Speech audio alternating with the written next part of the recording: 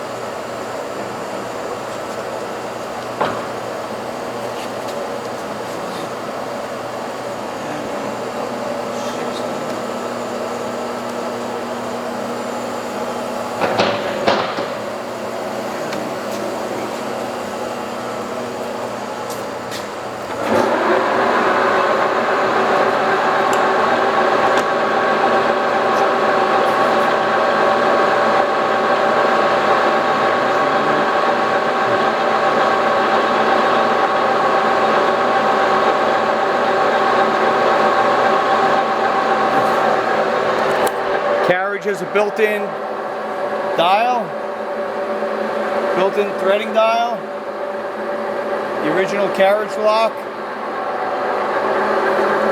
Was never banged on the work.